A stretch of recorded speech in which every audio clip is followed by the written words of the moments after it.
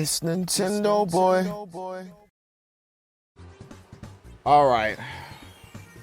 So this is gonna be my review for the Super Mario Galaxy movie, which I just got done watching, and I got a lot of things to say.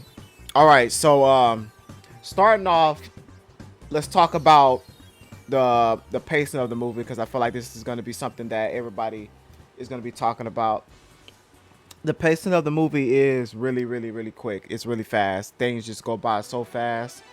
They literally go from just a normal day in the Mushroom Kingdom basically to space. So yeah, it's not terrible though, and I actually think it's perfectly fine for this kind of movie. And let me explain why. I feel like a lot of people are going to complain about the story in this movie, and let's talk about the story a little bit actually. So the premise, this is actually a spoiler review. So if you haven't seen the movie yet, you can just click off this or come back later or whatever. The story of the movie is actually quite really, really simple. It's actually way more simple than the games is, which is based off of these games right here. If you haven't played them, they're really, really good. You should get them if you have a Nintendo Switch or a Switch 2. I would recommend these.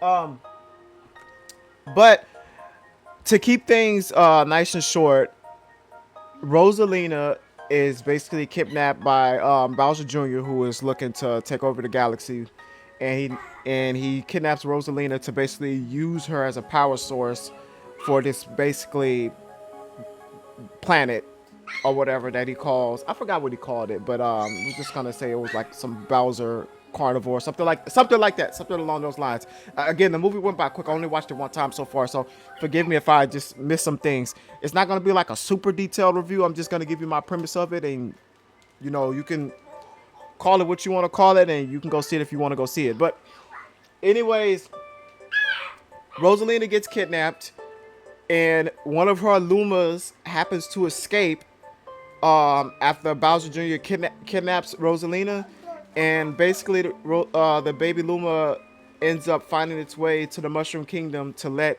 Mario and the gang know that Rosalina has been kidnapped and that they need to, basically go rescue her.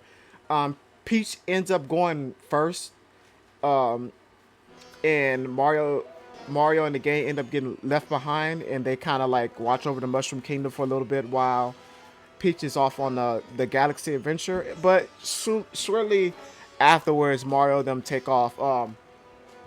Another thing I want to get out the way is the character of Yoshi was very one of my favorite characters in the movie, surprisingly, and that's saying something because Yoshi is not one of my like characters in the Mario universe. Like I really don't care for Yoshi that too much. Don't get me wrong, I still like Yoshi.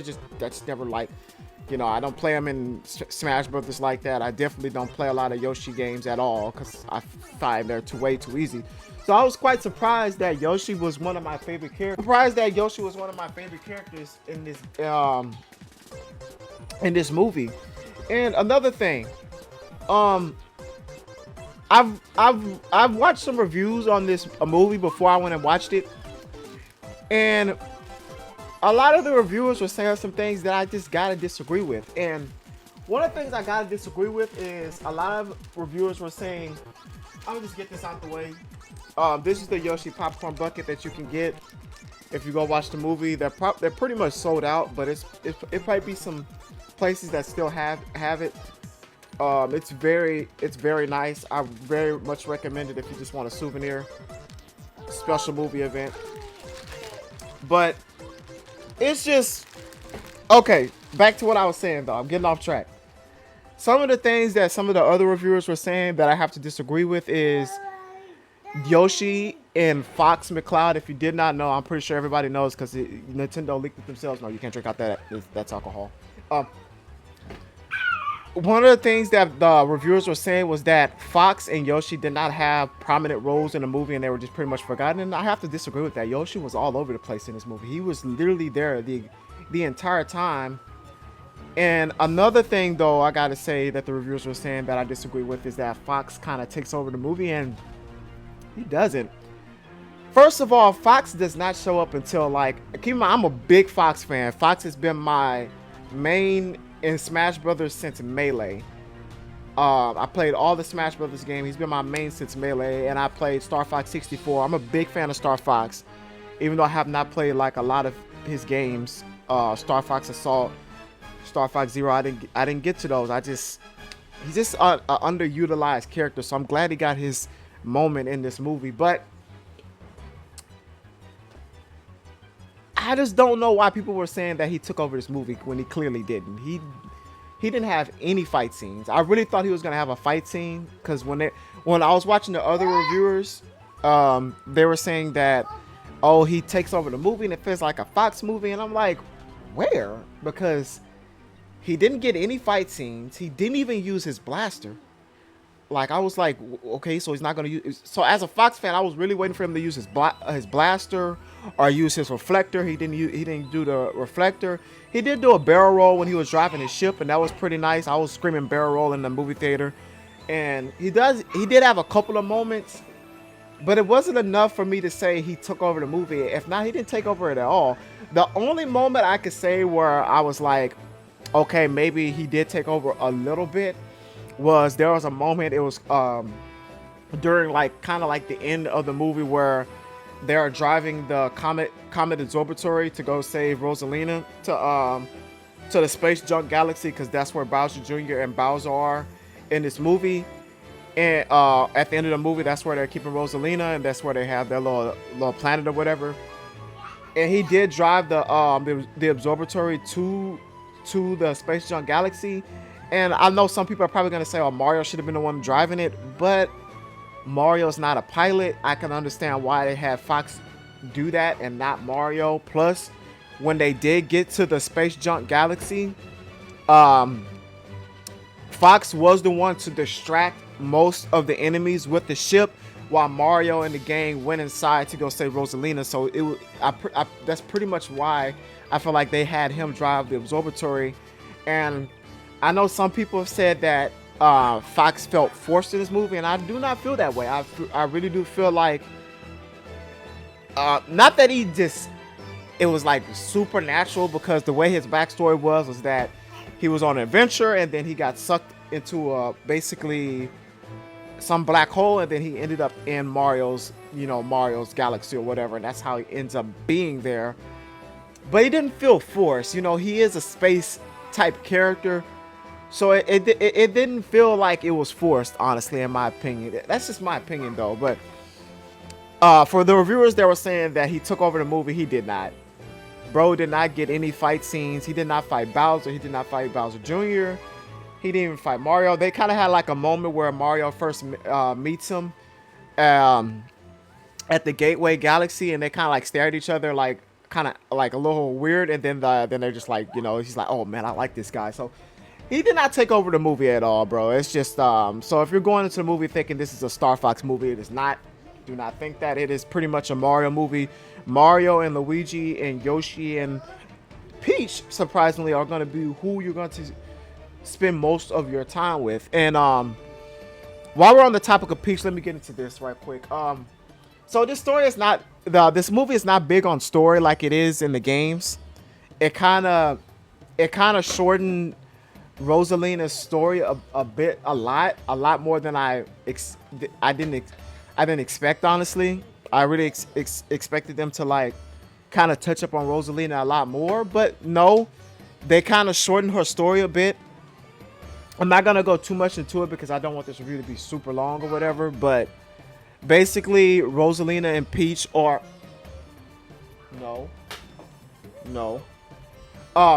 basically Rosalina and Peach are sisters. That turns out, and Rosalina ends up sending Peach off to the Mushroom Kingdom because they're basically both made of like stardust. So I don't know if that's something they're going to touch up on more in future movies, but whenever they come together, they have like great power or whatever. So, and other people were looking to abuse this power.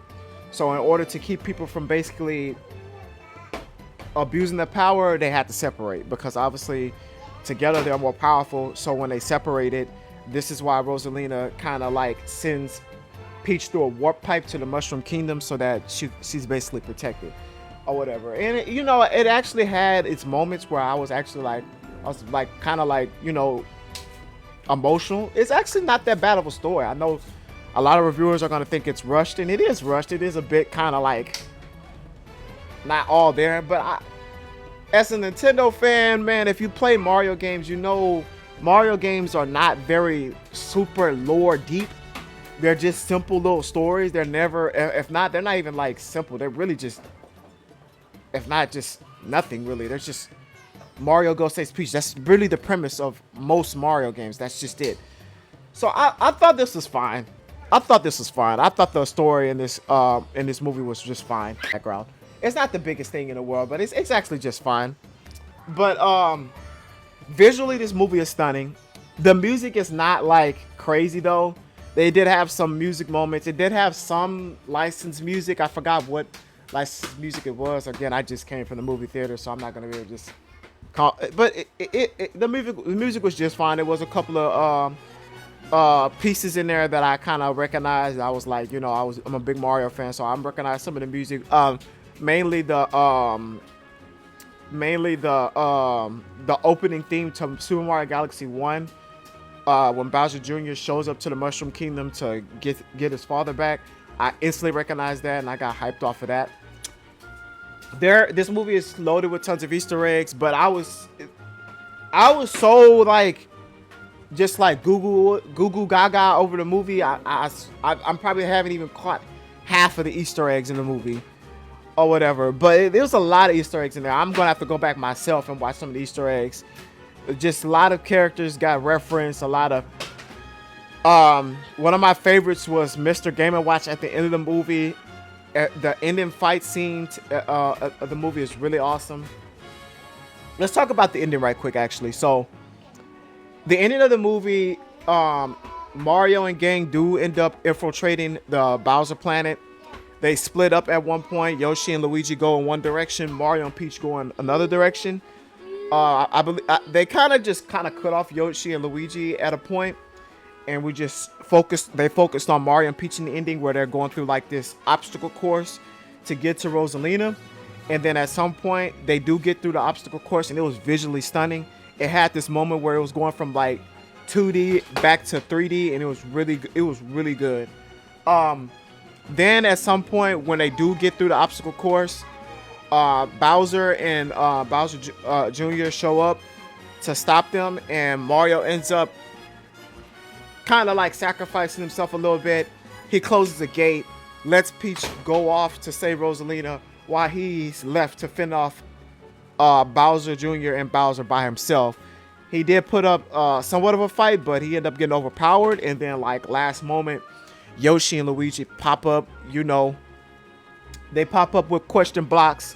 They get their little power-ups. I believe Luigi was Cloud Luigi from Super Mario Galaxy 2. Mario turned to Drill Mario from Super Mario Brothers Wonder. And Yoshi finally got the he got this power-up here. I don't know what it's actually called. This little power-up right here, if you can see it on the... let me get in the camera. This little blue part right here, this little blue guy where he turns like blue, and he's like... You remember this power-up from Super Mario Galaxy 2. He turns to that. It's really funny. I'm not gonna... so they do end up duking it out. They do end up fighting. And, I don't know how I forgot this, but at some point, right, after Mario and Peach end up getting through the obstacle course, Bowser is the first one to confront them. Bowser Jr. actually didn't come out first. Bowser does. And it's a great little callback to Super Mario Brothers 1, the very first one, 1980, where Mario and Peach are on a bridge and Bowser Jr. is on the other side of the bridge with the axes. Because if y'all know, in the original Super Mario Brothers, the castle stages where Bowser's throwing axes, he has axes in his hand, and Mario and Peach end up jumping over him, getting to the other side of the bridge. Mario uses the axe to cut the bridge, and y'all know what happens after that. Bowser falls into the lava, and it is a really like sad moment where Bowser comes out and he's like really sad because he thinks Bowser died. Of course, Bowser doesn't die because it's a Mario movie, but Bowser ends up rising out of the lava, and he's basically dry bones Bowser, and it's really cool. It was really cool. And this is another thing where people were like, Fox took over the movie. It was the ending of the movie, and during this whole fight sequence, I was waiting for Fox to like swoop in and like do his thing, and Fox never did pop in. He didn't pop up until after everything was done. He finally popped up. So again, I really need to question who really thought Fox took over the movie, because I just don't see it. He didn't no blaster. He did drive his ship, but his ship ends up crashing. When he's driving Peach and Mario to the Space Junk Galaxy, they end up having to take a detour because his ship ended up crashing because they had a confrontation with Bowser Jr. and Bowser on the ship. And that's pretty much the end. That was pretty much the end. The ending is a lot to be, it had really good. It had really good fight sequences, and it was really awesome. The action in this movie is actually really good. This movie focuses less on story, unlike the first one, and focuses way more on action. So as an adult, I can really appreciate that, because when it comes to Mario and his stories, they're not going to interest me that much, because like I said, the source material that it's coming from is bare bones. Mario stories are not lore deep. So I think they went the right direction in this movie, putting a lot of, and there's a lot of action in this movie. You're gonna love this movie if you love action. The animation is great. The fight sequences are great. So you're gonna love this movie for action. And it's just a really good movie. You have to go watch it. There are two post-credit scenes. One with Bowser Jr. and Bowser in a prison cell, and they kind of already like teased that in a trailer, I think. With the Luma dressed up as a prison guard, but Bowser Jr. and Bowser do end up back in prison. Well, Bowser does, and just Jr.'s first time in prison. Kind of funny they put his son in prison with him, but yeah. And I didn't really touch up on Bowser Jr. and Bowser right quick, but let me touch up on that. They did have this little dynamic between them two, like father and son. With Bowser does turn kind of good in the beginning of the movie, and then like kind of like in the middle, he's having conflicting feelings because his son wants to take down Mario in the game, but he's trying to turn over a new leaf, but obviously he's under peer pressure to impress his son, so he does end up going back evil to kind of like satisfy his son. But I really do think it's in Bowser's nature to be evil, so I was not surprised with that portrayal, honestly. And so yeah, y'all probably don't care, but these are shoes I rock to the Mario movie. Galaxy foam posits. This is the fit. Obviously, man, I was pimped out, bro. Pimped out. But it's a good movie. If I had to give it out of 10, not out of 10 movie, really good movie. I really, really do suggest you go watch it. You probably already watched it if you're watching this, because it is a spoiler review. Oh yeah, let me talk about the one last Easter egg in the end. It is basically referencing Daisy. So Daisy does show up on the big screen, and I did like the design. The design looked really good, and but don't know what they're gonna go with that. But probably has to. I don't know what the next. Let's talk about that. What could the next Mario movie be?